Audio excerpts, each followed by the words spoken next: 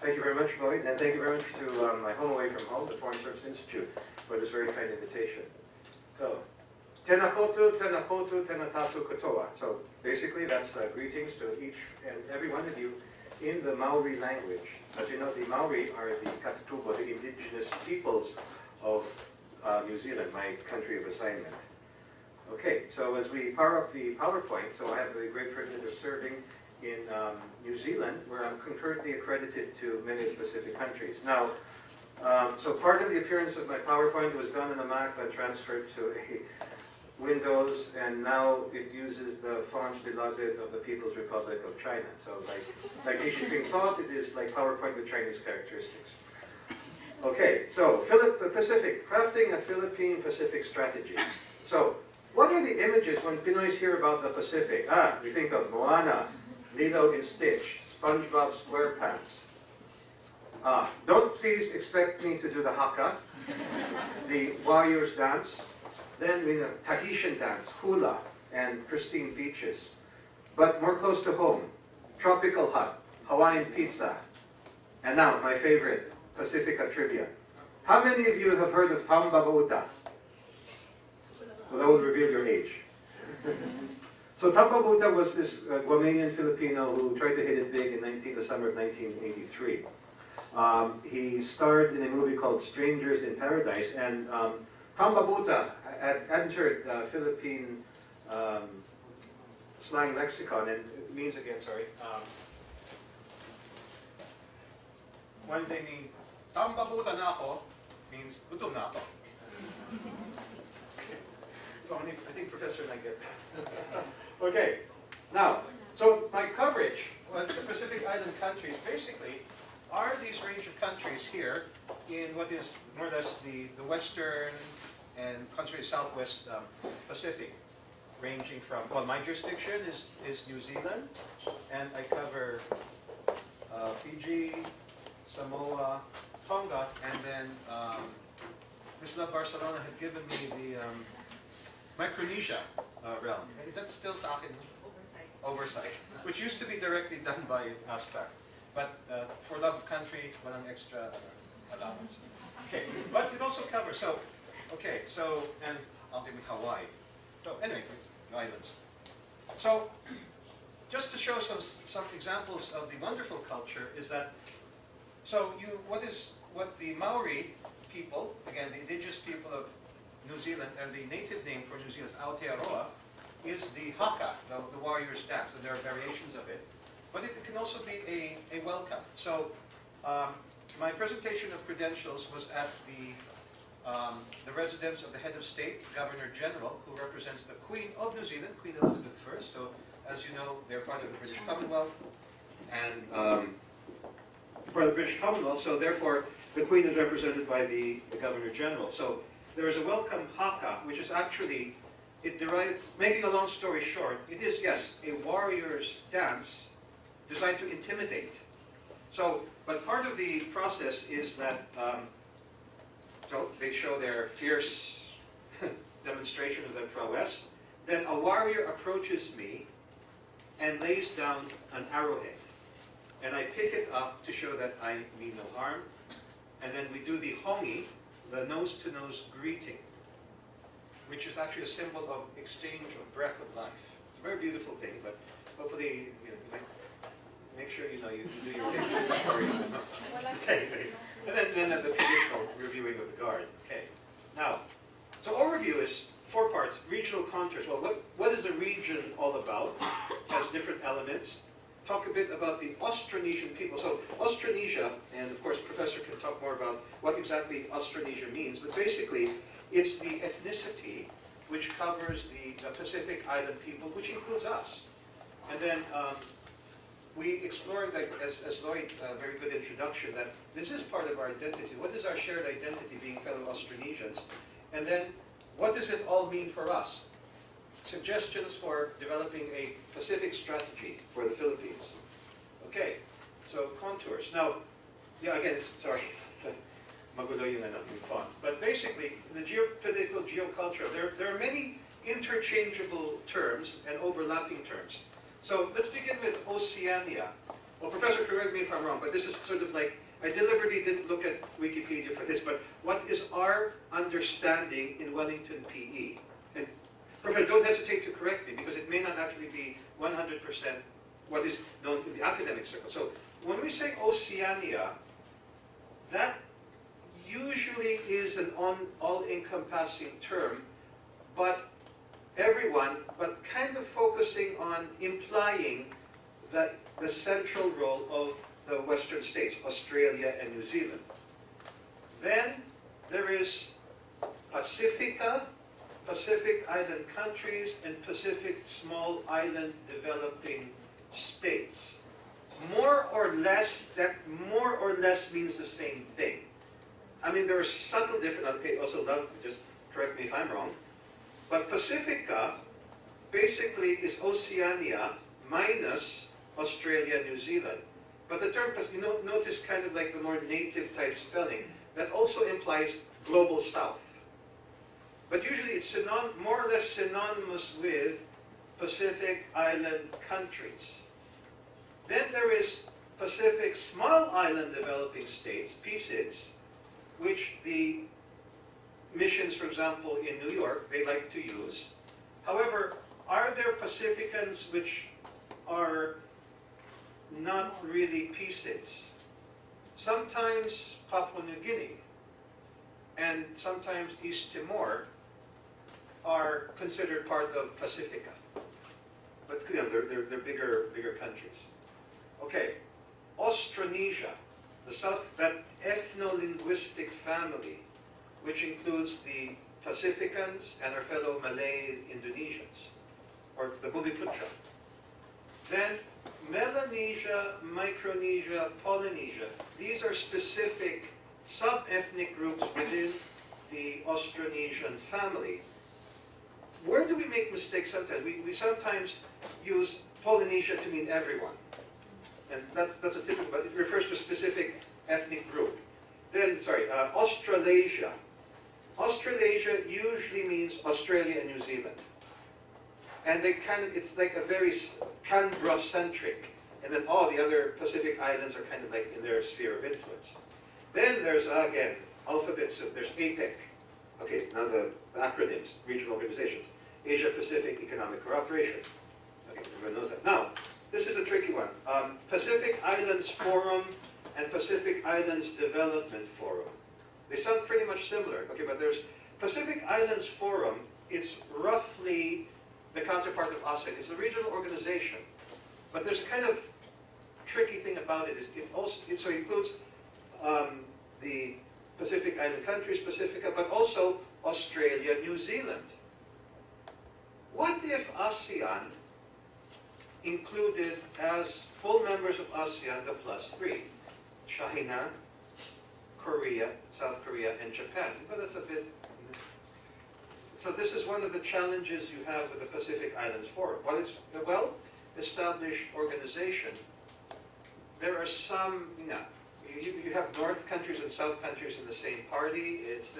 You can get a bit awkward. So that is a kind of one part of the background that led to PIDF. Now, how did PIDF come about? One of the countries in the Pacific Island community, Fiji, had a coup d'etat. And it was basically banished from PIF for a while, as well as the British Commonwealth suspension. So essentially, it was felt that, this and other concerns led Fiji to spearhead the Pacific Islands Development Forum. Well, it's a bit simplistic to say, it's just PIF without Australia and New Zealand. But actually, it's more than that. It has a different concept. PIF is an intergovernmental organization. PIDF actually is multi-stakeholder. It also heavily focuses on the green economy, the blue economy, and social, the Sustainable Development Goals. And interestingly enough, it includes the Pacific territories of France and United States. So to say it's like North and South, not really. So again, Pacific it can be quite complex. Then you hear the term the Pacific Alliance, which are the which is an economic grouping of Latin American states facing the Pacific. And the Council of Regional Organizations are specific regional organizations more or less within the PIF orbit. So, okay, so what are some of the regional dynamics in the Pacific? You have external engagement and love-hate sort of relationships. You have Pacific Island countries vis-a-vis Australia and New Zealand. You have the growing presence of China, investment, strategic engagement. U.S. European Union had always been, you know, they have territories there, and EU, not as EU, but as France, as UK. Then climate change, islands literally sinking. I'll just name these. We won't go in depth because that'll take up, those are subjects for other lectures. Nuclear disarmament. We have the South Pacific Nuclear Free Weapon Zone, the Treaty of Rarotonga. There was once the defense security relationship Australia, New Zealand, United States, ANZUS. And then, however, New Zealand decided, well, we don't really want to be part of the nuclear umbrella. So is it ANZ? But Australia, New Zealand is often also referred to as ANZAC. ANZAC refers to a cookie. Now, actually, ANZAC biscuits are actually quite good. Refers to the Australia-New Zealand military partnership going into World War II, World War I and World War II. Then there's a concept of Indo-Pacific. And my colleague, Brian Baguio, will give us a thorough discussion of the Indo-Pacific. Then there is the Five Eyes. What's the Five Eyes? Yes, the intelligence group. And then basically it's Australia, New Zealand, Canada, UK, and the US. And there was some question about, I won't mention the country, but some concerns about a certain country in the Five Eyes in the Pacific maybe heading into a direction others feel concerned about. Okay, diplomaties. Okay. Then there's Fiji, which is projecting itself as a regional leader. As I said, it had spearheaded the formation of PIDF, and it is the largest, most populous of the PICs. Then there's also, but it's kind of mestizo, Melanesia, Polynesian. But Samoa is also asserting itself as a Polynesian regional leader. There's again Melanesia, again, versus vis-a-vis Polynesia. I'm not saying they're in conflict and competition, but they have their own, different dynamics. Migration and diaspora. In many of these island countries, they have more people in their diaspora than back home, particularly Tonga, Samoans, Cook Islanders. There are more in Australia, New Zealand, and California than there are in the home countries. Then and again, our focus are Pacific Islands, but I could talk a lot about Aussies and, that's a bad American accent, sorry. I've been away from New Zealand too long, so I can't do my Kiwi accent. But long story short, the characteristics, the stereotypes of Australians vis-a-vis Aussies vis-a-vis Kiwis is like Americans and Canadians. Again, since we're in Landcast, I won't say anything undiplomatic, or at least I'll try not to. So, the coverage again, geopolitically of the Pacific Islands is the Pacific and the various territories and countries there. Okay. And then the crop. So very specific. So the Secretariat, like ASEAN Secretariat, so the community. The Pacific Islands Forum Secretariat. That's more like the ASEAN Secretariat. Again, there are a network of different technical organizations, including, for example, the University of South Pacific, and anyway, just read the PowerPoint. Again, we're focusing on the overall dynamics, and if you want more discussion on the specific organizations, we can go back later. Okay, so what is Austronesia? So the Austronesian, the Great Migration, so there are basically two hypotheses. Of course, I think Prof will go into that. It is through the mainland of Asia, going through Taiwan, passing through us. And then Professor could talk about the other hypotheses where actually it's not so much from the mainland through Taiwan and the Philippines, but from the Philippines or Southeast Asia itself. So our ethnicity group, Austronesians, came either from mainland Asia through Taiwan through us, or from Southeast Asia itself, and spread throughout the East and Western Pacific, all the way to Madagascar. Okay. And what is a conveyance? What we call balangay, the Maori called waka, and each of the Pacific Island countries had a very similar vessel. In fact, one of our FSO batches, I think, are called balangay. And what did balangays become when they landed on land? Barangay, our basic political unit, as did the waka. The wakas, when they landed in New Zealand, or Aotearoa, they formed the base, the descendants of a particular waka formed their equivalent of barangays. So, also look at the population distribution of the Austronesian people, over from Indonesia down to Chile. Cut and paste, thank you for Wikipedia. Now, so again, the Polynesian sub-ethnicity is basically the East Pacific, Melanesia, from Papua New Guinea to Fiji, Micronesia, Palau, Marshall Islands, Micronesia. Okay, so rather than just maybe introduction to Professor, what do they look like? Well, we all pretty much look very similar. So some Melanesians. So the Melanesians perhaps have more closer resemblance to our Negrito, for example. Polynesians pretty much look like us, and so do Micronesians. Of course, I'll leave it to Professor to talk more about the subtleties among the groups. Now, Filipino-Austronesian identity. Again, I'm being an armchair anthropologist, so just take some license if you don't mind. So ultimately, we are Austronesian at the core, as in Lloyd's talk he was alluded to, and with overlays reflecting our diverse historical beliefs, Indic, Cynic, Islamic, Spanish, American, and so on. And, okay, one of the most fascinating things that I found when I presented my credentials and met with the people in Fiji, Samoa, Tonga, you know what their favorite TV shows are? Anyone? Filipino soap. Yes, Filipino soap operas. Why? Why do they like? And so when I landed, they looked at me, Piolo, why'd you get so fat? Actually, I said, I see Edgar Martinez. No. Okay. Why do you suppose they love more than Korean, more than Mexican, more than Australian? Why do they love our soap operas the most? Why? It's to them, it's like looking at the mirror. We are like them, but more glamorous, with malls and chidangs. But the same family drama, the same hospitality, the same closeness of kin, but also the opposite. The challenging traits, Filipino island time, crab mentality.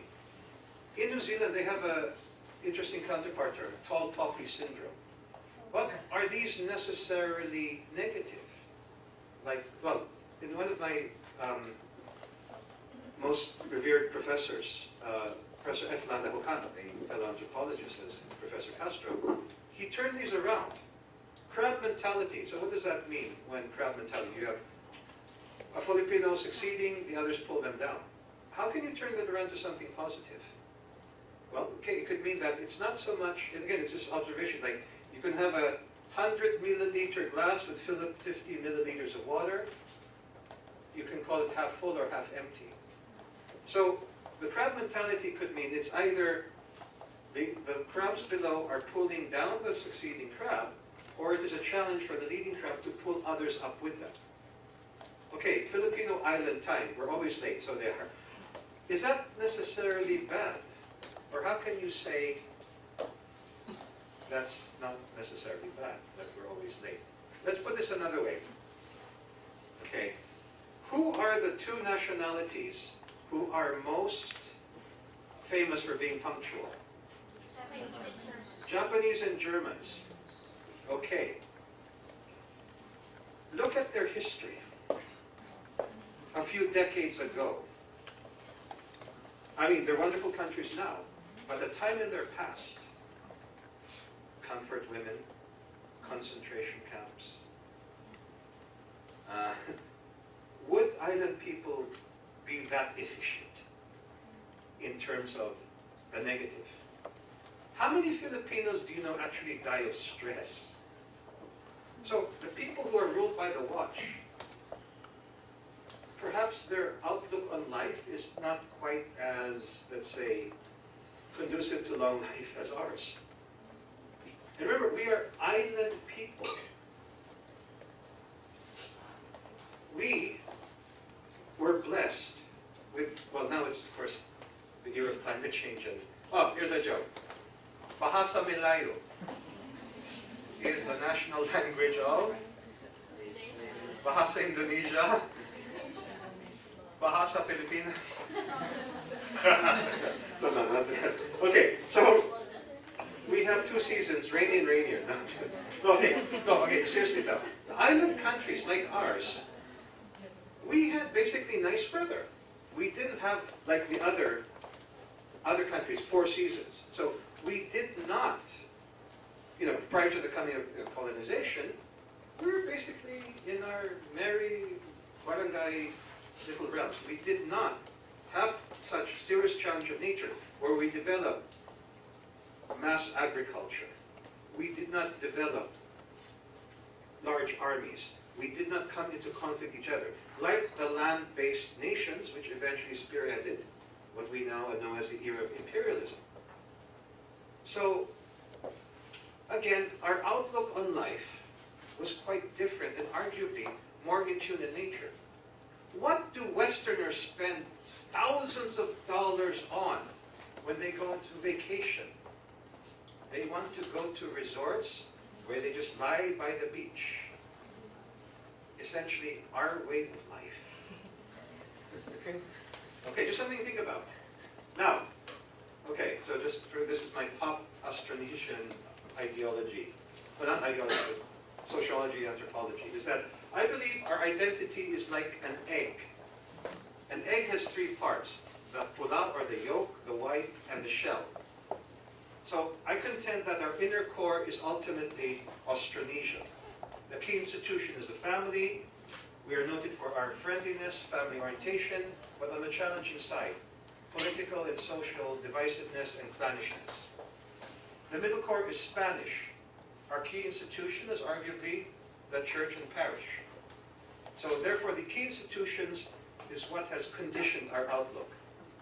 So we are very passionate, under the Spanish period, we became very passionate, very devout, fiesta and treasure, very happy. But on the other hand, well, this was the Spain of old. Social stratification, mata pobre, subservience. Then the outer shell is American. What was their key institution? Arguably, it is the school, the education system. Law, education, white-collar orientation. And then, okay, it's kind of cut off.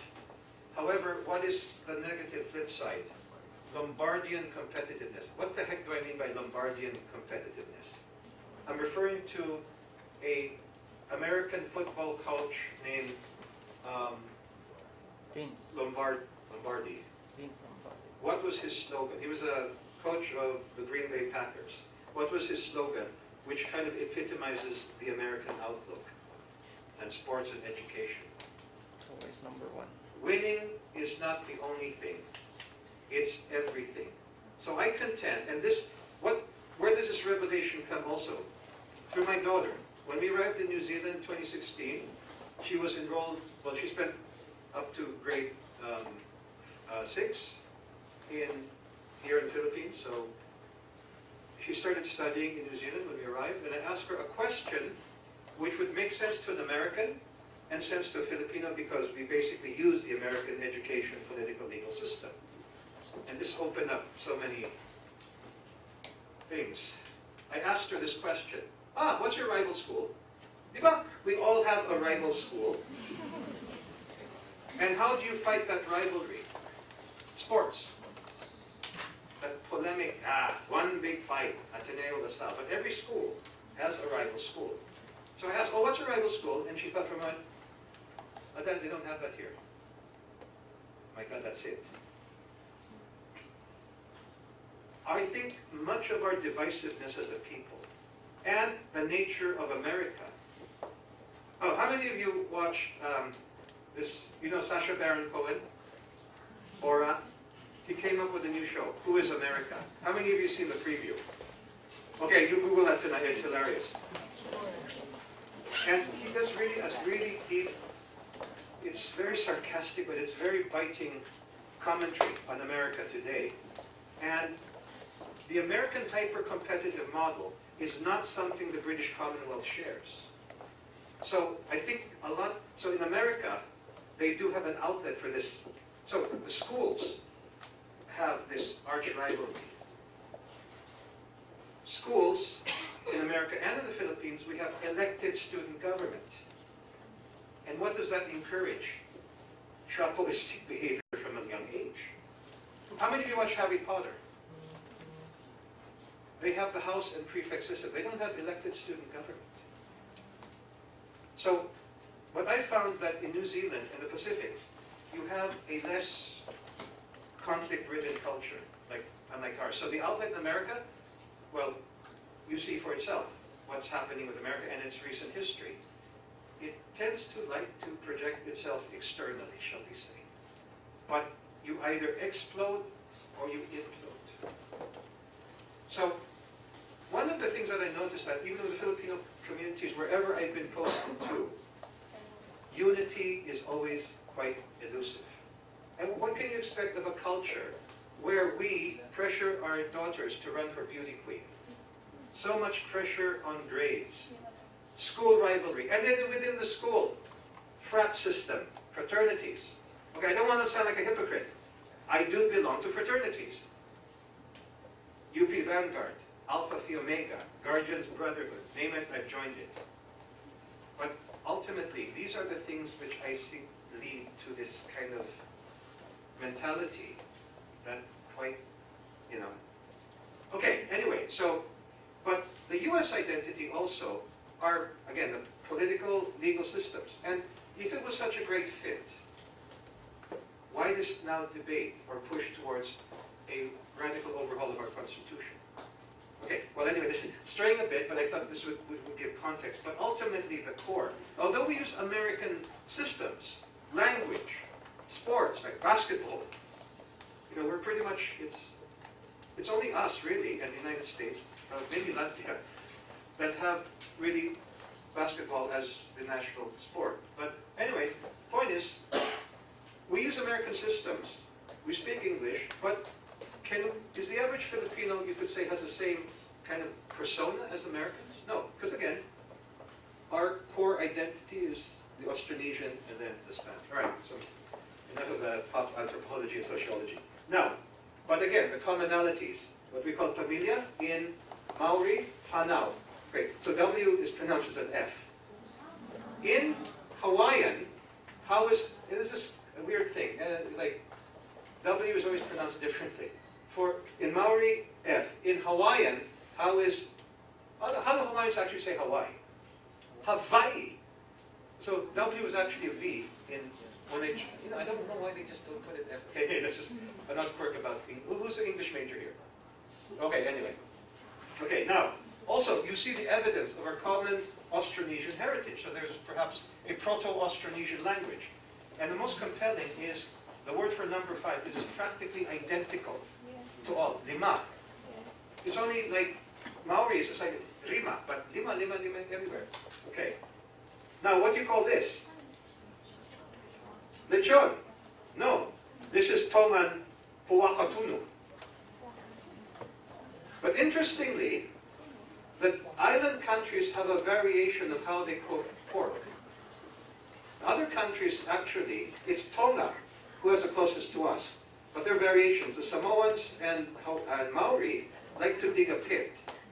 And it's more like, it's high steam, so the balat is not so crisp. Then what is this? Kinilaw or oka. So marinated fish is also a common thing. This looks like kinilaw, but it's actually Samoan oka. Other evidence. Cordillera, Lumat, or Maori. you see the strong similarities in our weaving. And as I mentioned, the favorite, so interesting, they're a bit the kind of generation behind. So Pangako Sayo seems to be the most popular, and then it's the generation of si Echo and Christine Hermosa, which is most resonant. And the people I was mistaken for, sorry.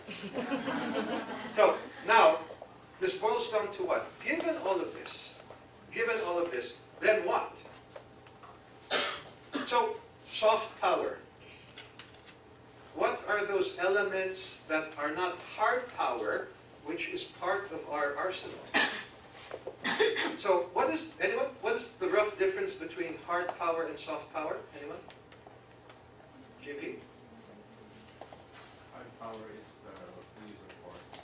Use of force. Military. And soft power is persuasion. Persuasion. Very good.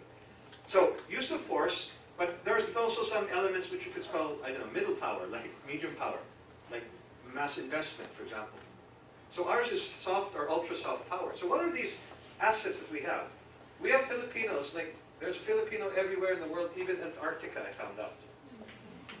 I hope it's not frozen, but we have a good number of Filipinos in all the territories, like we have several hundreds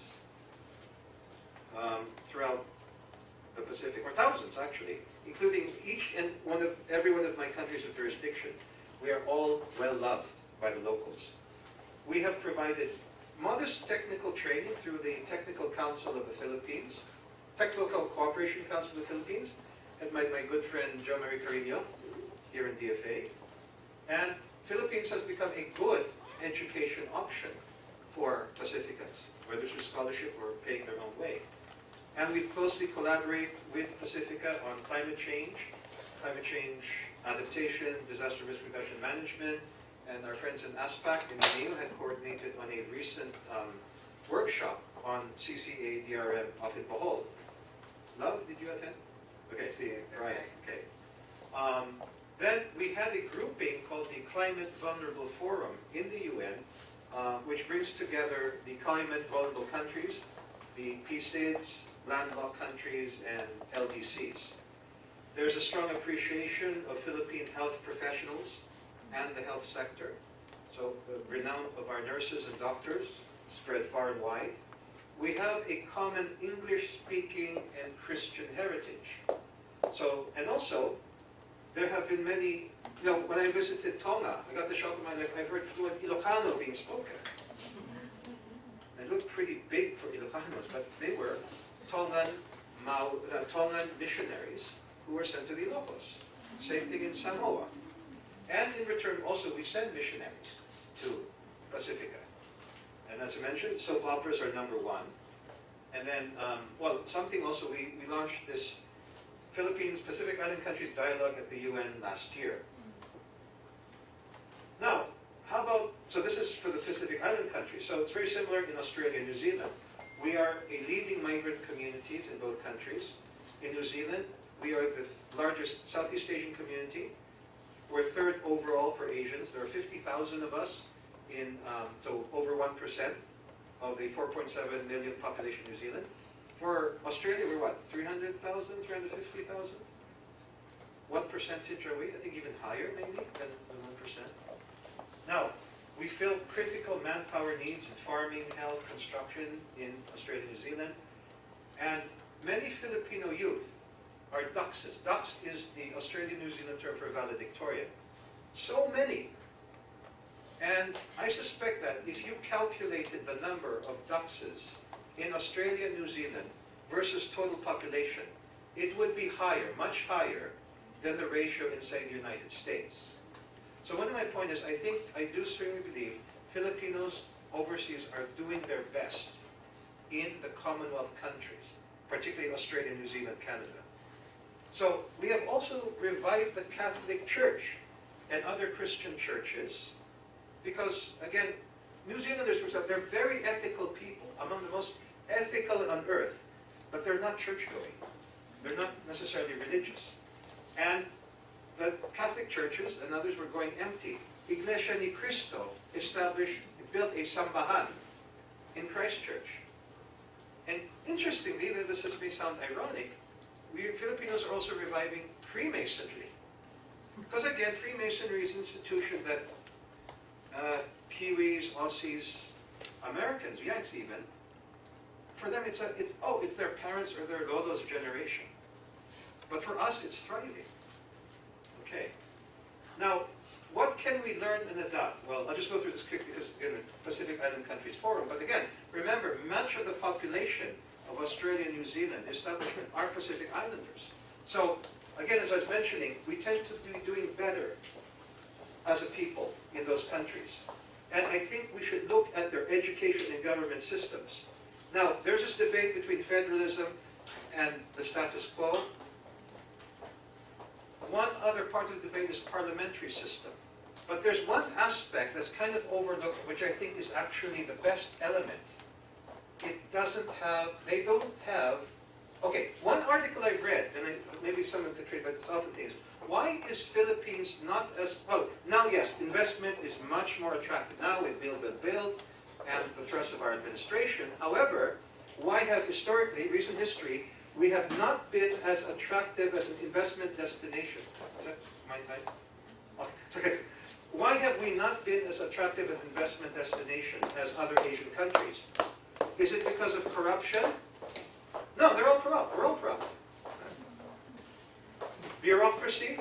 We're all bureaucratic. What is the thing, though, that we differ from most other Asian countries, or most other developing countries? Something we inherited from the Americans. It's not in the Constitution, but it is implied. And it's very much part of the American political legal system and ours. Sorry, what was that? I didn't. Oh, that's part of, yeah, legalistic, but there's some, actually it's here. Spoils system. What do I mean by the spoils system? Anyone? To the victor goes the spoils. What does that mean? Again, this is very, it's not super unique, but it's really intense in the US and the Philippines. Clientelistic clientelistic politics or patronage politics. You're on the right track, but let's be very specific. Yes, patronage, but manifested in this way. In the Commonwealth systems, parliamentary systems, after an election, it's only the minister who changes in the government ministry. So you have the first level, minister. Number 2 level, deputy minister. Number 3, assistant minister. Number 4, director. 5, bureau chief. Only the first level changes. What about the Philippines, United States? The secretary, the USEC, well, DFA is different. At least we're more ASEC, director. Everyone changes. So when you have a new election, OJ, everybody's OJT. So meaning that we are not consistent with our administration and policies. And they all want to change everything. And by the time they figured out what to do, new government. So doon na rin dito ang mga investor. Papalit-palit pa iba-iba ang mga patakaran at regulasyon. Okay. Again, quite frankly, investors have a budget for the frictions, corruption, etc. But they just cannot manage with this. So this is one of the spoil system. So the consequence of spoil system, government and civil service is not looked upon as really an attractive profession. Because yes, the patronage after each election. So for me, the most important element of the Westminster system, but actually the characteristic of parliamentarism, is no spoil system. Number 2, again, how many Harry Potter fans here? Instead of elected student government and their ridiculous parties that teaches only popularity and corruption in governance, house prefect system. Schools are not, you don't have election. Everyone is divided into 4 houses, like Slytherin, whatever, and there's friendly rivalry. And the leadership is not elected, but appointed based on merit. And then a de-emphasis on, the varsity, intersports, interleague thing. But so, in the Commonwealth system, you don't focus so much. Quite frankly, most budgets of schools are on the basketball team. And they're cheerleaders. No problem with cheerleaders, but I mean, but yeah, there's why is there a lot of obesity in the U.S.? Because the sports program emphasized, the football team, the varsity. Whereas the Commonwealth system, fitness for all is the approach. Now, another interesting thing, now it's particularly to New Zealand, the Waitangi Treaty. So the Waitangi Treaty was a settlement framework between the New Zealand government. Again, the New Zealand government arose from the British colonization with the Katutupa, the Maori. But here's the most important, essential difference between the Waitangi approach, and why it's arguably the most successful framework of a peace process, is the government and the indigenous people were treated as equal parties. It is a treaty. I think the fundamental challenge in our approach is we take the American press. Oh, well, yeah. I know. We'll concede. We'll give them concessions. They are not given the respect and view as equal partners. So I think the Waitangi framework is something we definitely should examine. Well, of course, our BBL is well underway, but you know, I think if we had taken a Waitangi approach from the beginning, where we look upon the parties we're dealing with a more equitable and respectful perspective, perhaps we would have saved a lot of time and lives. Then we can perhaps be a triangular partner with Australia and New Zealand in assisting the Pacific. Okay.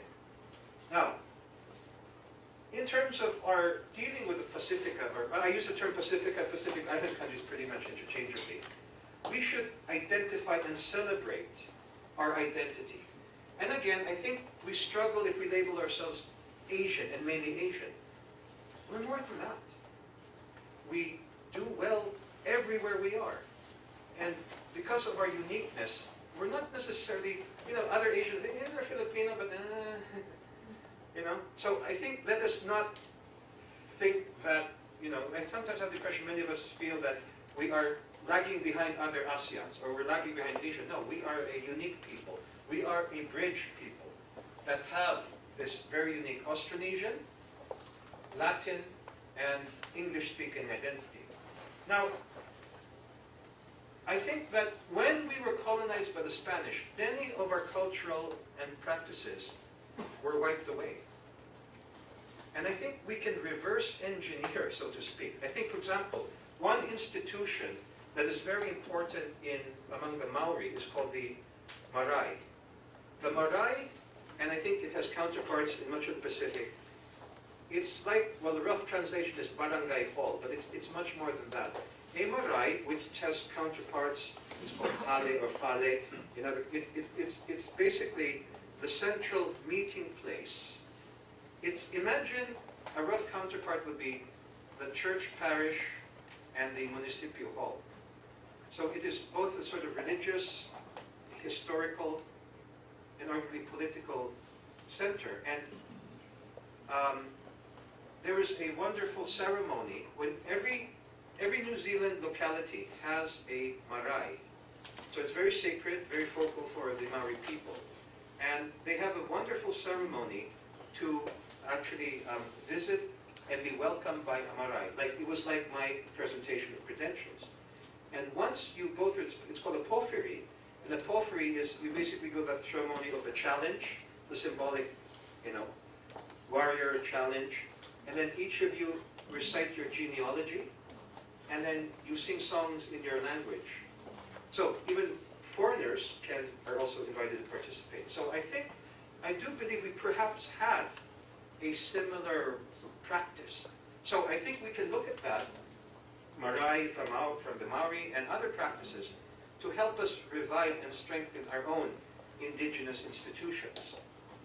And, you know, since the Pacificans look at us as kindred, but we don't quite look at them as kindred, but if we recognize them as kindred, as our brothers and sisters, cousins, there are so many wonderful opportunities with diaspora politics.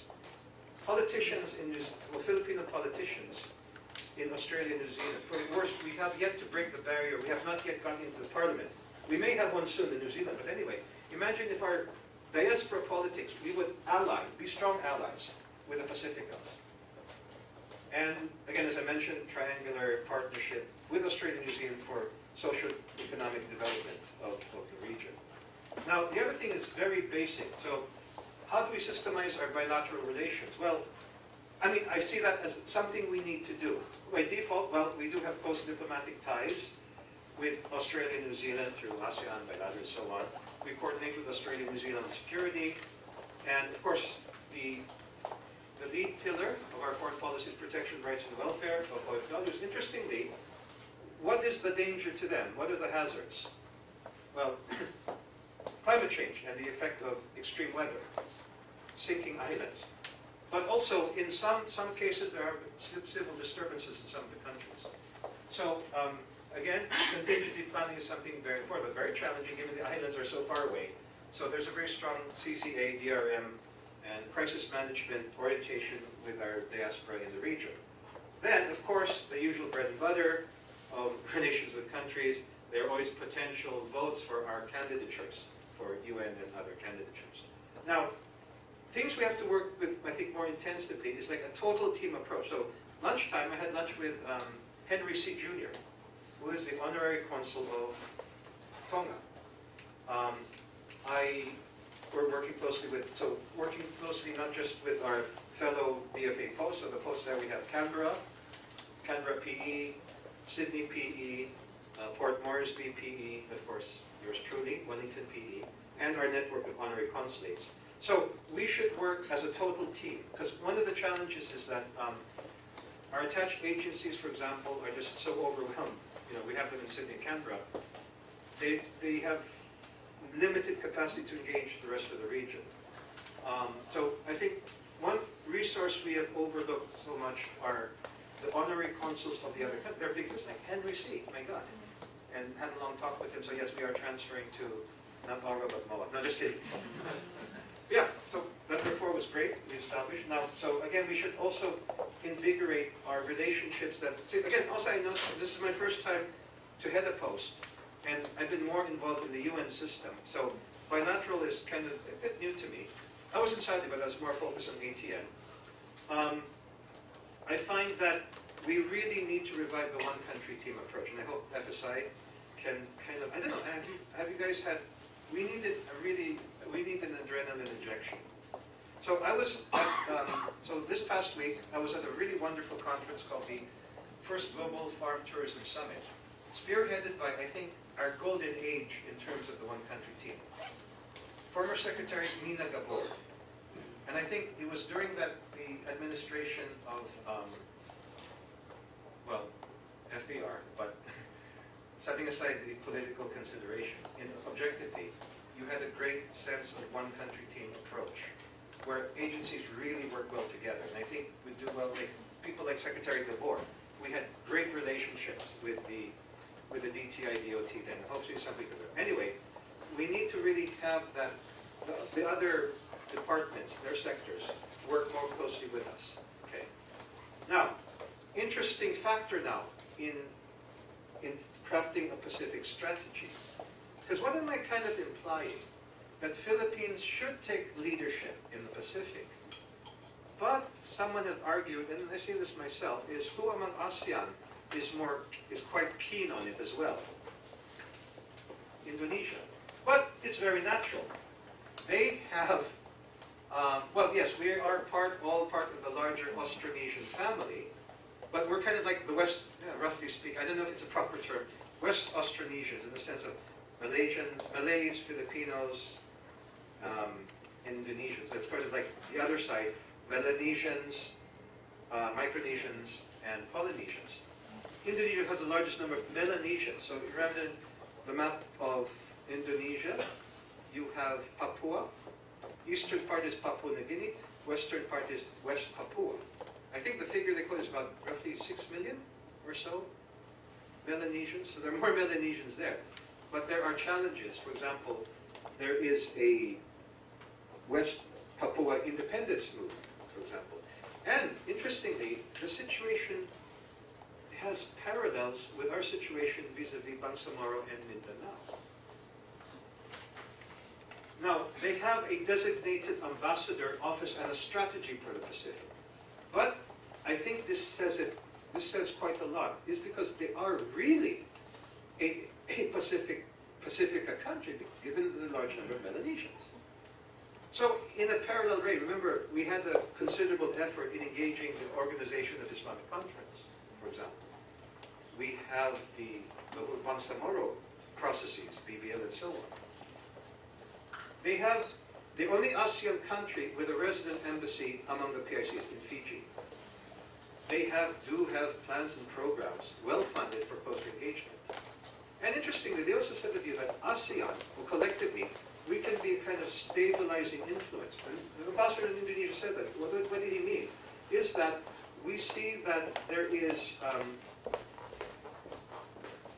dynamics among outside countries for influence.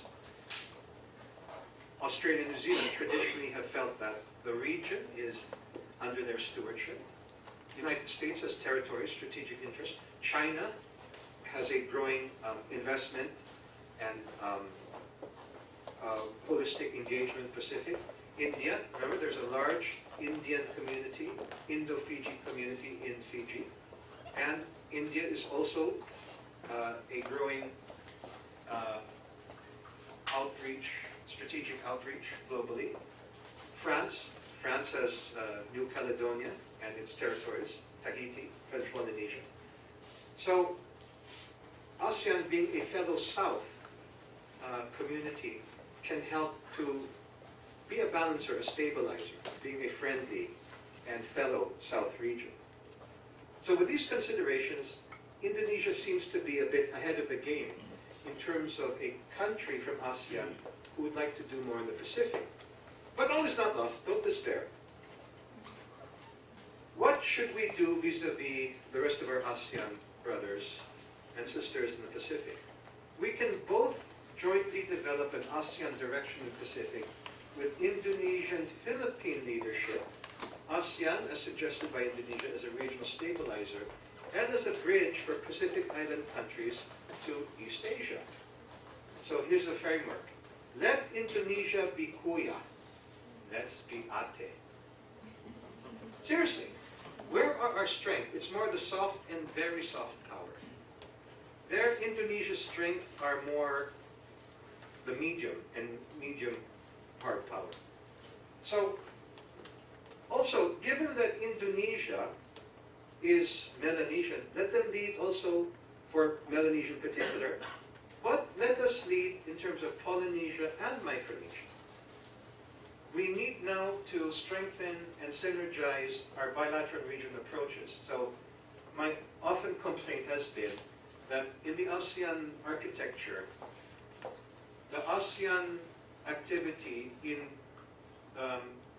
capitals like Wellington were kind of left out in terms of what the Council of Perm Reps, ASEAN Secretariat, the dialogue partners do. So, and I don't know if I mentioned this earlier, but over lunch we were mentioning that, for example, ASEAN dialogue partners, right? We have, New Zealand as a dialogue partner. ASEAN dialogue partner meeting, New Zealand, Christchurch, 2017. I was looking forward to going. We were not even invited. ASEAN Regional Forum, something, preventive diplomacy, something, in Auckland a few weeks ago. I didn't know about it, then I get a fax from ASEAN saying, oh, can I do the certification of appearance? How could I even know we were there? Oh, but they sent me the book. So, Peter not paying Paul, or is that the expression? Left hand not knowing right hand is doing. Sayang. So, we should have closer engagement of all of the ASEAN streams. And I feel that since Canberra is quite busy with Australia, Wellington can be the hub of closer ASEAN-Pacific engagement. And we have begun dialogues also in Wellington, ASEAN Community Wellington, with the Pacific Island countries. And yeah, we all agree that Wellington is has, I think, in a better position, in the best position in the Pacific region to be the point of synergy. Then the baby step is, my pet project is ATRION, or ASEAN Trio Networks, which is how we innovated it and was accepted by the ASEAN Wellington Committee. So what's that about? So ASEAN Trio Network, well, first I was calling ATN, but it sounds like Assistance Nationals. So it's like, you know, like Transformers, Atrion. So Atrion, what is the trio? 3 stakeholder groups, diplomats, academics, and experts, coming together as a community to do stuff. So how Atrion would work is that, for example, we have a senior official, a professor or something coming to Wellington. We arrange something like this, something like a Mabini dialogue, but already with pre-arranged reaction from the 3 stakeholder groups. Diplomats represented from the missions, ASEAN missions, academia, the think tanks, and then the expert, whatever expert, like defense attachés, business professors, depending on the topic. Or it can be more straightforward. It can be like joint activity with 3 stakeholder groups for a particular thing. But it could be seminars, whatnot. Outputs can be articles, conference papers, and so on. So we're also take this advantage that to engage with FSI, because the think tanks, the 1.5, track 1.5, track 2 community in New Zealand actually helped me develop this. They want to find a tangible way to do, okay, you have 1.5, is there like 1.25 or 1.75? I mean, you have like the 1.5 but slightly more diplomatic or slightly more academic spectrum. Anyway, there are these initiatives like the Centers for Asia Pacific Excellence. There is the CSS of Victoria University, and so on. So these are opportunities which I'd like to work closely with FSI, and of course I visited NDCP and the AFP Command and General Staff College, of course University of the Philippines. Victoria University has an initiative called the Capital Universities Initiative.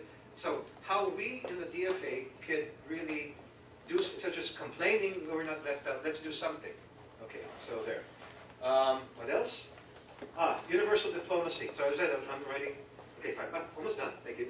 Is that basically, we developed this framework of how to engage with our 50,000. So I like to say, I'm the Philippine ambassador, but I'm only joining the 49,919 other Filipino ambassadors in New Zealand, because we contend that every Filipino overseas is a potential Philippine diplomat. Because ultimately a diplomat is nothing more than a bridge. And we made up this cool, nice logo. Okay. And then these are the different badges. Oh, sorry, guys. So how do we implement universal diplomacy? We have 2 individual and 2 group levels. So some of you seen it here. In the individual level, we have Vamba and Yamba, volunteer ambassadors, adults, youth ambassador, students. So why Vamba or Yamba? We have a theme song. Do you know what their theme song is? So on the group level, we have Diplomatic League, which actually started before Universal One when I was ASIC of UNEO, which is the youth engagement platform of the DFA. We jointly run it. Philippine Embassy, Wellington. Again, how the heck did I do that? Long story. I got, well, Secretary Allen's okay for it. But jointly with Office of Public Diplomacy, but I'd like to engage with also the rest of the DFA family. So our flagship event is the Diplomatic League Global Summit, which held at Bulwagan, Mabini. Basically, it's the biggest international relations and young diplomat conference. We've spun off the regions. Last week we had Diplomatic League Conference Cebu. We have in the pipeline for next year Cavite and Davao. And so, but critical is, how do we able to do it? No money. KKB basis. And paperless. We just have everything done, all documents electronically, use your gadgets. You just pay for your meals directly with the DFAMC, and so on. Okay, so we're able to do it. Now, okay, so VAMBAS, now this is the core, where we get OFWs and other friends to focus on a particular advocacy. One very popular advocacy is tourism. So when we were in Cebu, we also launched the concept of Cebu diplomacy, where we work together, the Philippine Embassy in New Zealand, with the Cebuano community in New Zealand, working with the province of Cebu, the city of Cebu, University of San Jose Recollectors, and other students who are hosts. So the concept of Cebu diplomacy is how to engage at the subnational level and regions and so on. So the Cebu diplomacy and forthcoming Cavite diplomacy and so on, we focus on TITA. What's TITA? Trade, investment, tourism, technology, agriculture, and heritage. But the first version was a bit offensive. Trade, investment, tourism, TIDS. So, okay. So, diplomatic chamber is our network of engaging local government units. Like the central government of New Zealand is, well, they're understaffed and they're quite busy. So, but the mayors, various mayors, business groups are very keen on engaging with the Philippines. Sister cities concept is a bit, well, expensive, exchange of visits. So, maximizing existing networks, social media, and so on. Diplomatic Chamber is our network of bringing together Philippine and New Zealand businesses, local governments, Rotary clubs together to exchange. So I also talked to Henry C. about that. He's cool with it. Okay, so ultimately, so something else I'd like to invite you to join us with, and then, okay. So here's another pet idea. So you see the world now is right side up, where New Zealand, and not the North Pole, is on top. So I call this concept Alta Aotearoa, meaning that there are so many parallels of New Zealand to Switzerland. So Switzerland has a very strategic role, a circular role for Europe. Geneva is where the UN was ultimately rooted, the League of Nations, the Red Cross movement. Zurich is very much a financial hub. And Switzerland is the epitome of neutrality. Very parallel to New Zealand, but not just for the Asia-Pacific, but Asia-Pacific Americas. So if you look at New Zealand, we are equidistant from Brazil to the Bosporus, from Buenos Aires to Baghdad. So I think, but New Zealanders, as I mentioned, suffer from this thing called tall poppy syndrome. It's not crab mentality, but they have this kind of internal gyroscope where they don't like to be too loud or too vocal. But I think this is something, a strategic thing Filipinos can encourage New Zealand to be, is to be the strategic synergizer. Asia, Pacific, Americas, and arguably even Africa, Europe. So another thing to consider. What do I mean by number 8 wire? Number 8 wire has a parallel in Philippine thinking. In Philippines, we call it jeepney mentality. What is number 8 wire? Number 8 wire refers to a time when New Zealand was economically isolated. Number 8 wire refers to this kind of wire they use for fences between the sheep and the cows. They use it for everything, to repair cars, for TV antenna, just like the way we use jeeps, left over by the Americans, for our mass transit system. Okay. They also have a strong sense of independent foreign policy. So in conclusion, we have a multi-layered identity, and we are core Austronesian. Austronesianism is an identity we should embrace and celebrate and utilize.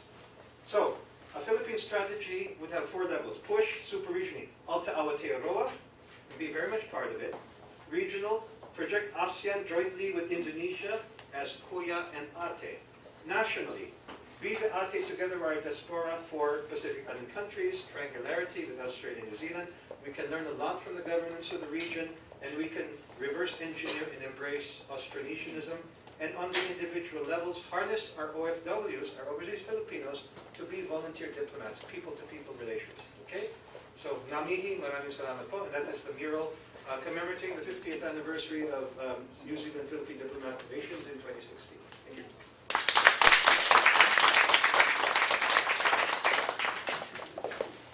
Thank you, Uncle Gary, for sharing the depth of your understanding of the topic. May I just highlight what you said, that Filipinos have multi-layered identity, and at the core, Pacific people, we are Austronesians. And this identity should be recognized, celebrated, and utilized, especially in crafting the Philippine strategy for the Pacific.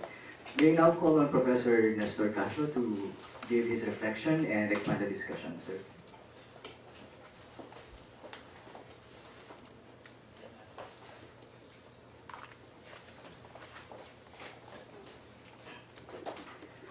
Thank you very much, Attorney Domingo. It was a very comprehensive presentation. I'm thinking of inviting you to lecture in UP for my anthropology classes. So these are some of my reflections based on the paper that I received. But of course, I will add some things after hearing the ambassador's presentation. Okay, so he talked about the Austronesian dispersal. So let me just add to what has been explained. So first of all, when we say Austronesian, it is a linguistic category. Okay, so this is the biggest language family in the world. We know about Malayo-Polynesian, but Malayo-Polynesian is just a subfamily of the Austronesian family of languages. So the archaeologist and linguist Peter Bellwood from Australia, Australian National University, was the one who expounded about this hypothesis that the origins of Austronesians comes from southern China, but they were not Chinese, of course, and then passed through Taiwan. Later I'll show a map, passing through the Philippines and spreading to the different places of the world, including the Pacific Islands. So taking off from the postulations of Robert Blust, who first proposed the Austronesian hypothesis, Peter Bellwood forwards the view that the Austronesians spread to Southeast Asia from southern China via Formosa or Taiwan and the Philippines. From the Philippines and northern Indonesia, Austronesians were bifurcated. One branch went westwards to the Malay Peninsula, southern Vietnam and Madagascar, while the other proceeded eastwards to Oceania, which was mentioned by the ambassador. Okay, so this is a map showing where Austronesian languages are being spoken in the world right now. So it's spread from Rapa Nui or Easter Island of Chile in your rightmost side, and to Madagascar. Of course, we all know it from the cartoons in Africa. Why is the Austronesian language so widespread in the world? Because the Austronesians invented the outrigger boat, Bangkang May Katig. Okay?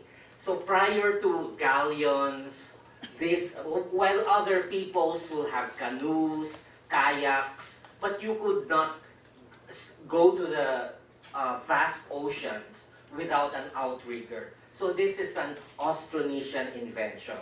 Okay? So many people do not realize that the Austronesian spread coming from the Philippines.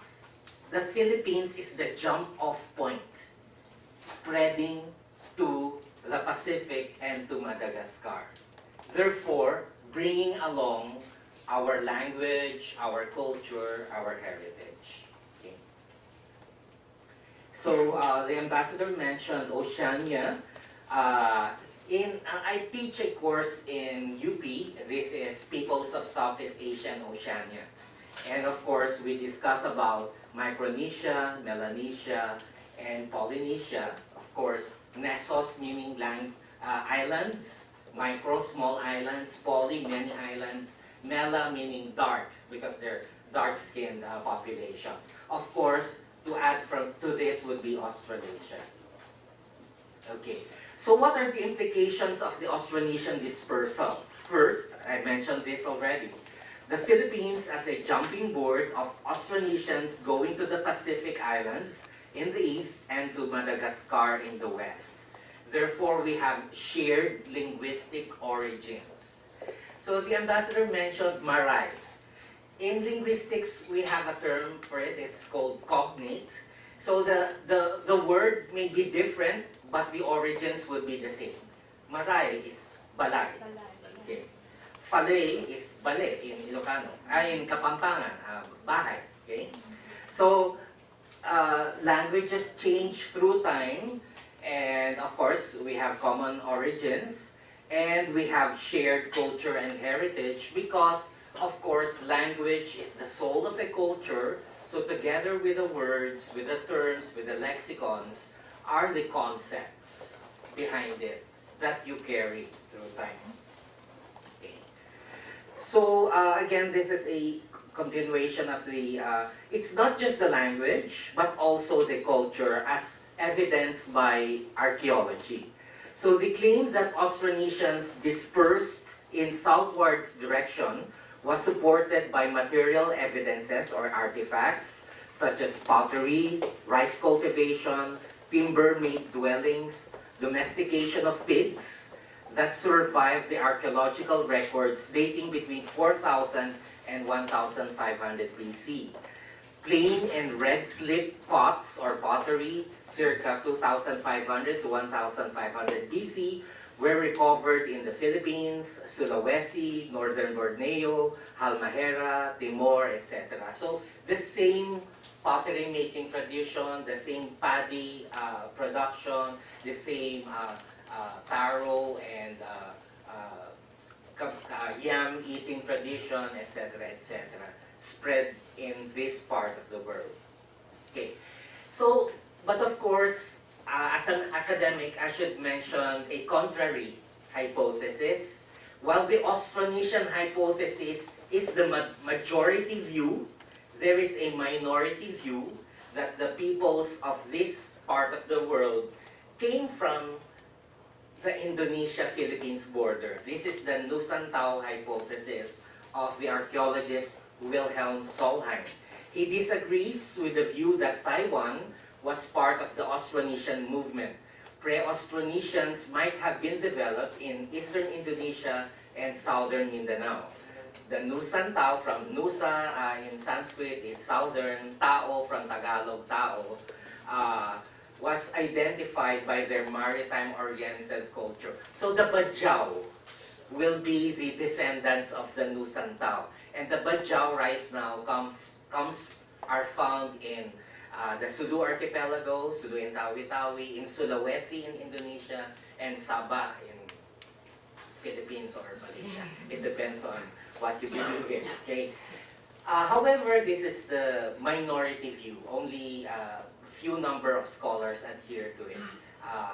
To be transparent, I belong to the majority view, the Austronesian hypothesis. Okay, so we have to understand how culture spreads, okay? Let me distinguish between a culture trait versus a culture complex. A culture trait will be the smallest unit of a culture. It's like the genes of a culture. Okay? A culture complex is the totality of a culture. So because people might ask, but why is the culture of the Maori and the Philippines very dissimilar also? Okay? Because a culture complex is made up of several traits, and not all of these traits would be passed on. Some traits are passed on to other areas, while other traits are not. Okay, so it's not the totality. Okay, so let me give an example that is closest to us. Like, there's a lot of influence of Chinese culture in our cuisine. Yung food culture in the Philippines, meron tayong lumpia, siopaw, siomai, etc. So we could say that it's Chinese food culture. But why did we not borrow the chopsticks? Okay? So we borrow some, but we reject others. Okay? This is how culture is passed on. So we call this cultural diffusion, also means cultural borrowing. Okay? And of course, areas that are nearer to each other will logically have more cultural interaction with each other than those that are further away from each other. So like New Zealand will be further away, therefore there's less interaction. But of course, the influence was a long, long time ago, the Philippines influencing the nearby islands, these nearby islands influencing New Zealand. Okay? But of course, what is closer to us will be those in Micronesia, such as Guam, Marianas, and the Caroline Islands, were all governed by Spain through its Governor-General from the Philippines. This is from 16th century to 1819. So this is the more recent cultural contact, historical contact during the Spanish colonial period than the Austronesian migration of 5,000 years ago. Okay? So because there was not much discussion about the Micronesia, so I'm adding this data. Indios, of course, this is how Filipinos were called during the Spanish colonial regime, were sent to these islands either as missionaries, laborers, or as prisoners. Many of them intermarried with the native population. Okay? So this is Micronesia, composed of the Federated States of Micronesia, Guam, Kiribati, Marshall Islands, Northern Mariana Islands, Nauru, Palau. Okay. So here is a brief timeline of Filipino migration to Guam in the historical period and the Marianas. So we know all about Pedro Calungsod being part of a catechism mission to the Marianas in 1668, and he was killed there in 1672. In 1680, the first batch of exiles from the Philippines arrived Marianas aboard the galleon Santa Rosa. So ito na yung nagpapadala na tayo ng mga prisoners from the Philippines to Guam and the Marianas. In 1783, there were 648 registered Filipinos in Guam. And in 1819, it jumped to 1,774. In between that, 1817, the parish priests of Guam and Rota were Tagalog priests because they had to recruit from the Philippines. In 1843, a martyr, Filipino martyr, Celix Agaton, was exiled to the Marianas for his role in the Tayabas Regiment mutiny. And when he reached Guam, he again organized a mutiny in Guam. In 1851, 65 Filipino skilled convicts were exiled to Guam to work as farmers and mechanics.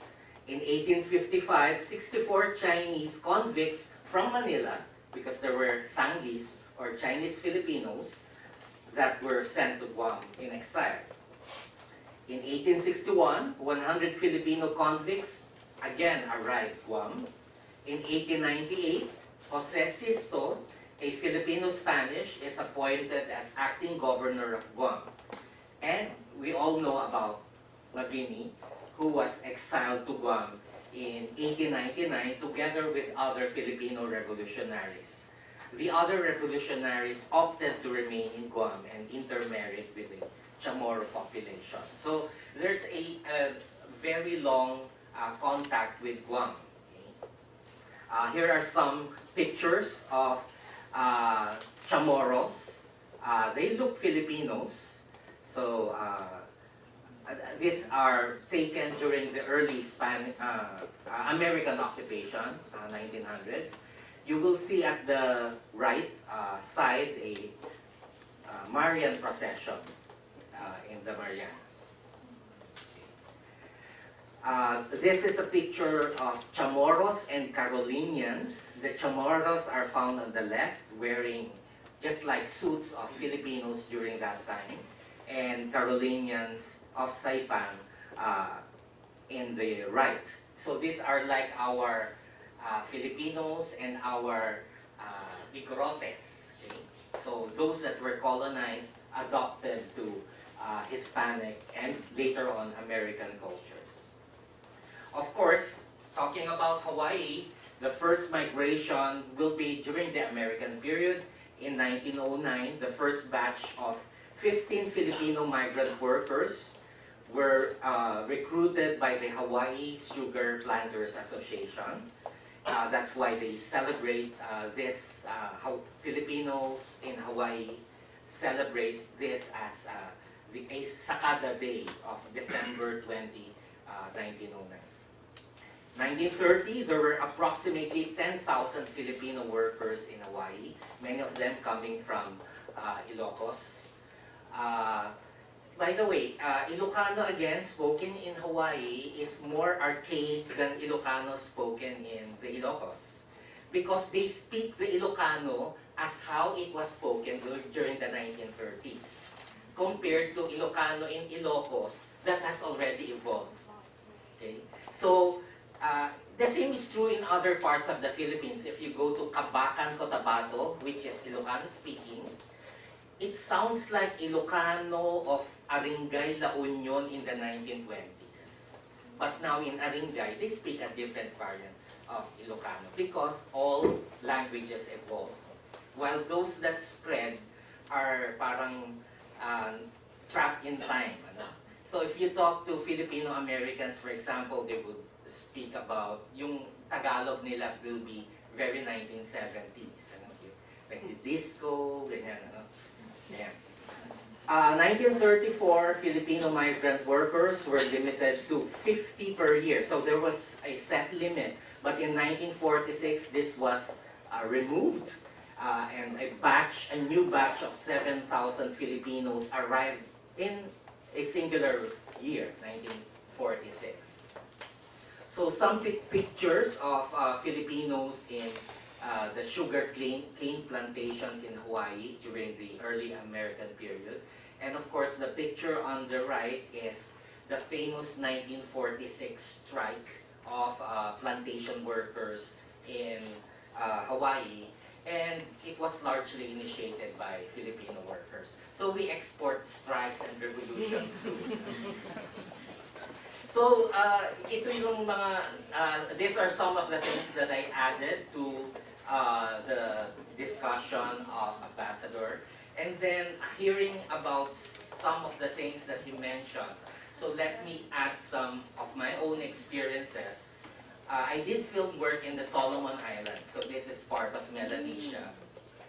And one Solomon Islander mentioned to me, you know, my children, they don't talk with me anymore in the local language. They talk with me in Tagalog.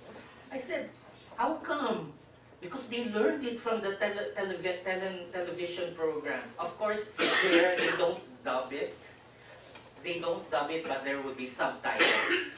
So the younger generation learned Tagalog from television programs and now think that it is fashionable to speak in Tagalog.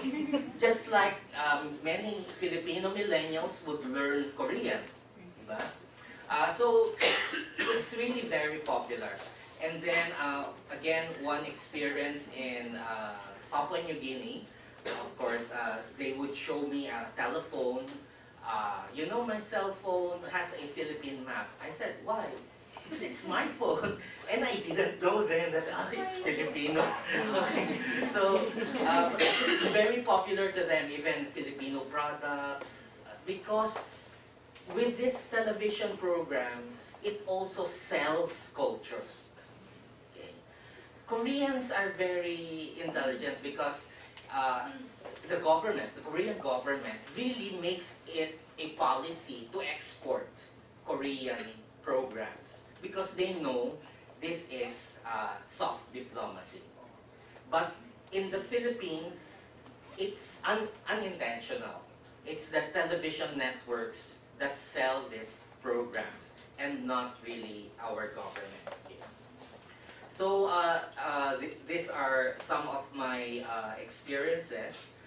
And then I also did one field work in New Caledonia. This is a French overseas territory in the Pacific. I was sent there because there was a plan to establish a nickel mine in a town called I forgot the name of the town right now, but because it would hire so many Filipinos that there was a demonstration of locals against Filipino migrants because they think that Filipinos will overtake their jobs. So one of the things that I was supposed to do is look at culture relationships between Filipinos and the local Kanak population. These are the indigenous people of New Caledonia. And one thing that forged the relationship is during Sundays, Filipino mine workers will have family picnics, just like you mentioned, would go to church, and like the local Kanak population. And eventually, the Filipinos invited the local Kanaks to attend these picnics and go to mass together.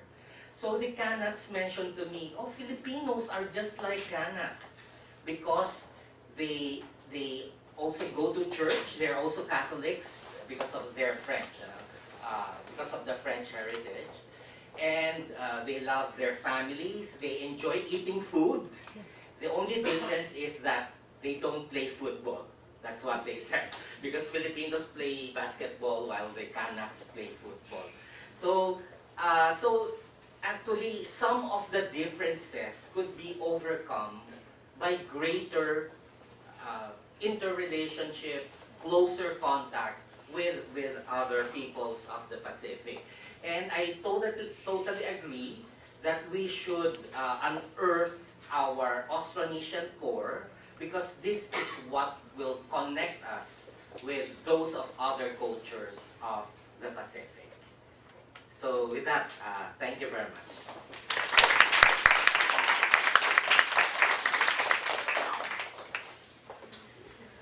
Yes, thank you very much, Professor Castro, for the insightful discussion. We certainly learned a great deal from you. Before we open the floor for comments and questions, may we request the speakers to please come up. Thank you. We would like to acknowledge the presence of our participants from the National Security Council, the Department of Education, Division of Manila,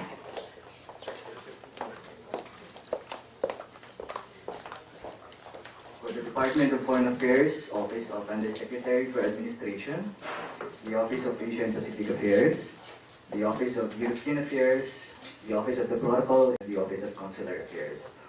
Also joining us are our own online participants from foreign service posts. If you have questions or comments, kindly approach the microphone along the aisle. For identification purposes, please state your name and your affiliation and for whom the question or the comment is addressed to. And thank you for keeping your questions and comments concise. Thank you.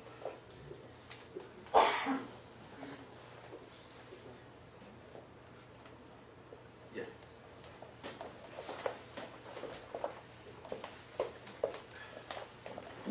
Hello, I'm Edsel from the Foreign Service Institute. You were mentioning how the cultures between the Philippines and the Pacific Island countries are shared, and we all share Austronesian roots. But I think a fundamental difference of the time before was that there was no people were free to move around. There was no concept of a nation state. There were no visas. There were no tariffs. People could just land and settle. But right now, with nation states that are by definition homogenizing entities because they want to manage their own population within their own borders and stuff like that, it makes it harder, I think, to make cultural contact than before. This is where regionalism, I think, enters into the picture, because most regional organizations like the ASEAN base their, parang kumbaga, the rationale for such a regional organization was also shared cultural values. So when the ASEAN was being established, there were also research efforts in anthropology to unearth Southeast Asian connections among our people's shared cultural traits. So this is where I'm pointing at now. I think if we are to unearth our shared cultural connections, there should also be somewhat a regional effort to, at least an effort to establish a regional organization. Right now there is none, but do you think there is a prospect to establish a regional organization entirely among Austronesians? And how would that overlap with our efforts with, say, the ASEAN and the Pacific countries' own efforts to build a regional organization, a functioning and working regional organization among their groupings? Thank you. This is both for Ambassador Domingo and Professor Castro. Thank you. Perhaps we can collect a few more questions before the panel can address them. Another question from the floor, please.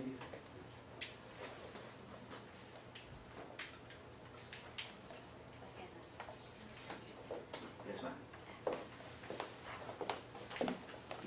Good afternoon. I would like to add HR in your list of offices. HRMO. Yeah. Well, congratulations, Ambassador Domingo and Professor Castro and to FSI for this forum. And I'm happy to note that we do have an expanding Philippines-New Zealand relations and your many ideas, Ambassador, on increasing people-to-people exchanges as well as maximizing mechanisms to increase political interaction between the countries and within the region. Incidentally, this morning I heard New Zealand Ambassador David Strachan in the TV being interviewed, and he did mention about tourism, that 32% increase of Filipinos going to New Zealand, 18% of New Zealanders coming to the Philippines. He also spoke of Filipinos invigorating the church in New Zealand, as you had mentioned, and saying that there are about 3,000 Filipinos now working in the dairy industry in New Zealand. And prospects of more interaction in education, for instance, or renewable energy. I haven't been to New Zealand, but I was posted in Australia, as you probably know, for more than 6 years, and I traveled to Fiji and Tuvalu, and found, basic distinction between those two peoples. Fijians basically Melanesians, while Tuvaluans were basically Polynesians. What struck me was, firstly, when I heard the people speaking, I heard so many similar words like langit, bulan, which is moon for Ilocano, no? And so I went to the front desk and I asked, can you count 1 to 10? And I was struck when you showed that table that indeed more than half was similar or sounds like. And I went to their library and found out a different theory than what you have mentioned, that the movements of people in the Pacific, there's one theory, and it probably been debunked by now, that peoples in the Philippines, for instance, directly came from people in Tonga and Samoa coming from Africa many millions of years ago. But what you said is from mainland China, which is another wave of migration. So it's really very interesting, and we hope that you will follow through all those, even if the people-to-people linkages may not be formalized to an institution like what was the first guy question. But more of really people linking together and finding the roots, because we do have a lot of things to share. Thank you very much. Thank you for your questions. The panelists may take the first cup. Great, thank you very much for the question. But first, I'd like to thank my professor for this presentation. And yeah, I should have made the caveat that my presentation was really a perspective from Wellington. And of course, yeah, in terms of significance, yes, our presence in Guam, in Hawaii, and I should mention I went to high school in Hawaii. And yeah, I like your point about the majority of Filipinos in Hawaii are Ilocano from an earlier time. And so just to get some flavor, the stereotypes, well, interesting, Hawaii is unique because, well, first of all, we had the first elected governor, Cayetano, from Pangasinan. I don't know if he's related to SFA, but yeah, so it is the only state in the United States which has a majority Asia-Pacific majority.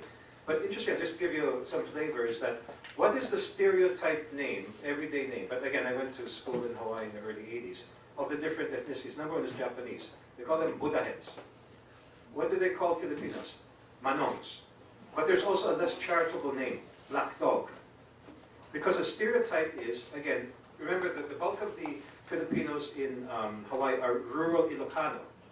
And perhaps quite a number of them indulged in dog eating. And then the stereotype appearance, it's really funny. The stereotype appearance of a Filipino, it was, what's that? The Blue Danube Waltz? So, there's a song I remember. When you go disco dance, book, book, book, book, book, book is also the other name. Who wears tight silver pants, book, book, book, book. So, the stereotype of a Filipino, also the other name was book, book. And then the stereotype was very, very tacky, colorful clothes like tight silver pants. And then part of the song also ends up is the Filipino guy whips out his body song and then goes to his cockfight. So again, rural Philippines. Okay, but now go to the questions. The first one is, well, if you listen carefully to my presentation, I am very skeptical of the status quo of ASEAN, how it's structured. So the last thing I would want is to, with due respect, another top-down approach, meaning that even ASEAN as it is not, well, caveat, ASEAN has come a long way, but even coordination among ASEAN stakeholders is very weak. Or I mean, not very, it's okay, but there's a lot of room for improvement. And also, I've seen that attempts at cross-regional things just don't work. And I'll tell you, okay, what do I mean? ASEAN, okay, Asia-Europe dialogue, Forum for East Asia Latin American Cooperation, ASEAN UN Conference, my God. I had to sit through these, and this is the big problem. The people assigned to do these things are so busy with their core work. This is like extra work, which just nobody has time for. So FEALA, okay, ASEAN UN meeting. So who handles this? The ASEAN aspect people of the European countries, and then European affairs of DFA. They're so busy with their core work. There's not enough time for interaction. ASEAN as itself doesn't really do much in engaging the Pacific.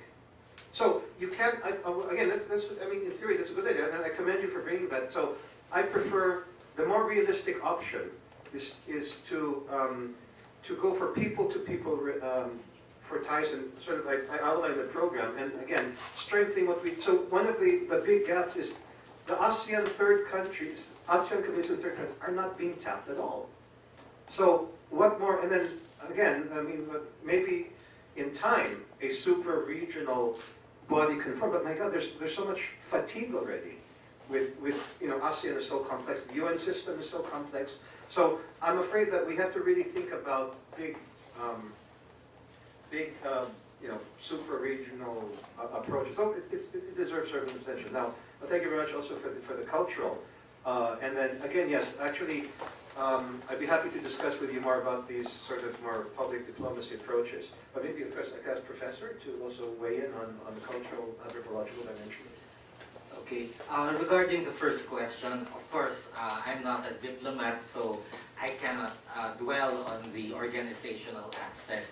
But as an educator, I think we have to enlighten ourselves, and when I say ourselves, Filipinos, about our very strong ties with Pacific Islanders. So far, to the public, no one knows about it. We always identify with the US, that's the number one. More recently with China. But who knows about Tuvalu, who knows about Fiji, who knows about New Caledonia? So we have to inform the children through education about our long-standing roots with this, and of course there will be a growing interest on how to establish ties. stronger ties with the Pacific. I was telling Lloyd during lunch, for example, in the US, because they have a national census, so each American will be categorized also by ethnicity, whether they're African Americans or Asian Americans. But there's confusion on where to put Filipinos. Are they Asian Americans or are they Pacific Islanders? Because we're both, actually. We're both. I'm not saying Pacific Island only. Yes, we have strong ties because we're at the crossroads. You can even add we're Latinos, but Latin Asia and not Latin America. So this is the strength of the Filipino, actually, building ties with different cultures, because cultural diversity is very innate in Philippine society and culture, and therefore I would like to think that we would have an edge in dealing with different cultures and establishing strong relationships. So I mentioned about the role of telenovelas in the Pacific, and the ambassador mentioned it too. Of course, it would be much appreciated if the government also will play an important role and not just leave it to the market. Just like what the Spanish did before by sending convicts to another country. Of course, we won't do that anymore. But there was an explicit role of a nation state or a state to have a particular political project. I agree with the ambassador that right now there's no clear-cut Pacific Island project of the Philippines. Thank you. In the interest of time, we will entertain one last question. Ms. Carla?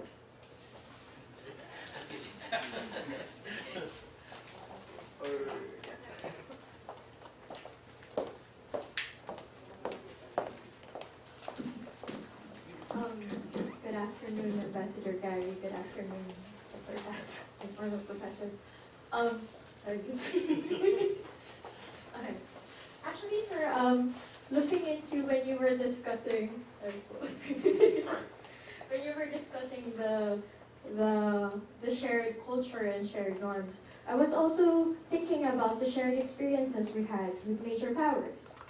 Philippines have experiences, example, our norms, our values are also the same. We promote gender equality, similar to New Zealand as well. And we also promote, we have this societal value of, it's the community that works together to achieve a certain goal. We also have, in our Philippines, on the position of, example, I have to go back, disarmament and non-proliferation. If we look into the experiences of some of the states in the Pacific region, they were at the scourge of the testing of the nuclear weapons of the major powers during the time of the height of the arms race.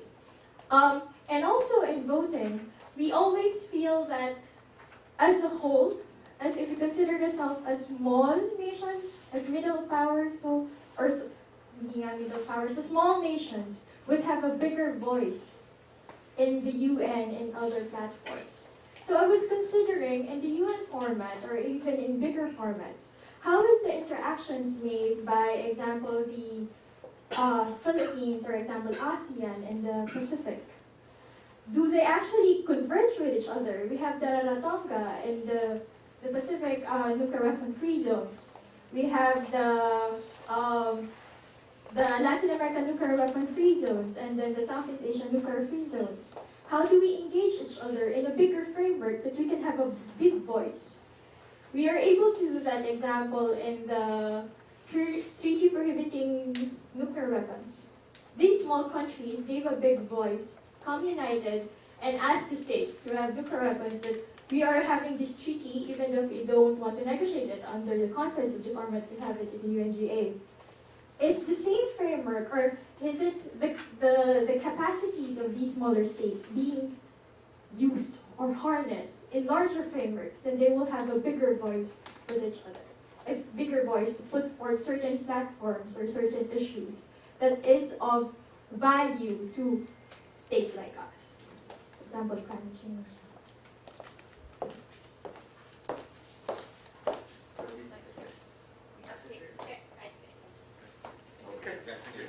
Okay, well, thank you very much. But of course, you're a practitioner in the forefront of this, so you can answer a lot of these. But just my observation is, actually, you're absolutely right. In fact, you've answered a lot of your own questions. Yes, we have a lot of commonality in disarmament, particularly disarmament and climate change. And you're talking about how can we build a bigger coalition. But you also answered it yourself. It's capacity. So these countries are very small.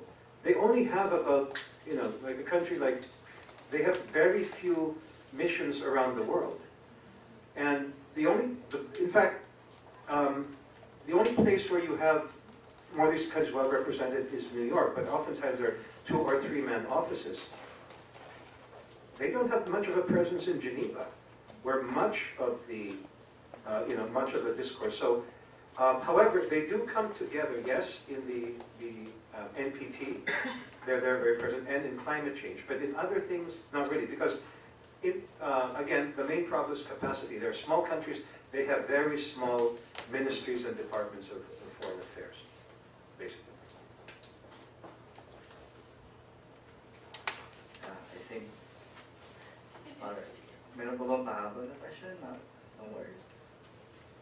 Anyways, thank you very much everyone for your active participation in the open forum. With this, we officially end the discussion. Please join me in thanking our panelists this afternoon, and with a warm round of applause.